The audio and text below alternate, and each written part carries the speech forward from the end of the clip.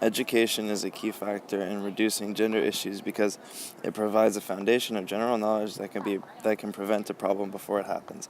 The authors, somewhere in Half the Sky, I don't remember where, but somebody wrote that educating women is crucial to keeping women in safer conditions, especially in third world countries. That wasn't a quote, but I remember it was said either in Half the Sky or in the documentary that we watched. Not only could this keep women safer, but it is also predicted that a higher educated male population as well may significantly reduce sex crimes and trafficking. We observed by looking at first and third world countries that trafficking is much more serious in first world countries where the general population is more educated, whereas in third world countries, where it is the opposite, trafficking and sex crimes more often than not go unnoticed.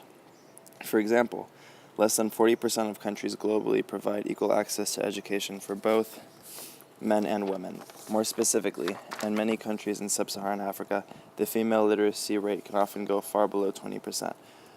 One can only imagine what these statistics mean in terms of deprivation, vulnerability, and poor health.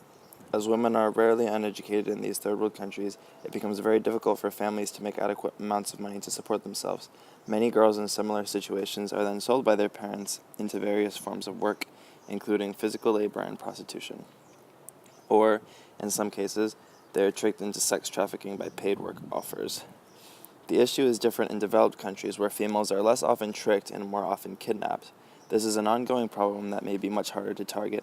However, women's education itself can go a long way in saving many lives from the atrocities of sexual slavery. In Benin, a Western African French-speaking country, 51% of interviewed women with no education found it justifiable for their husband to beat his wife for venturing outside without telling him. That number dropped to 39% when the interviewee had a primary education and to 20% with a secondary or higher education. This is observed not only in marital relationships, but also in the business of sex trafficking. Findings show that prevalence of sexual abuse are generally lower among women with higher education. The slight worldwide decrease in this kind of abuse generally comes from younger generations who are better educated and know how to seek help and avoid dangerous situations. To compare this to developed countries, we can observe a significant reduction in abuse. The United States, Canada, Western Europe, and Australia all have significantly lower rates of sexual violence in countries than countries in sub-Saharan Africa, the Middle East, and South Asia. We can also see how in South America, where education is developed somewhere in between first and third world countries, the abundance of sexual abuse matches clearly with that between that of more and less developed countries.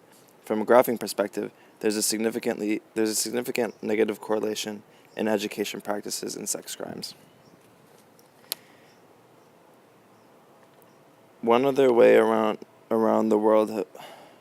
people around the world have started to bring about awareness to undereducated women in developing countries are through organizations similar to the Global Fund for Women. GFFW spreads awareness for all women's rights, including the right to proper education and sexual harassment rights. Through a group of over 2,000 advisors, GFFW hosts a multitude of events and other fundraisers to provide higher education through the third world countries.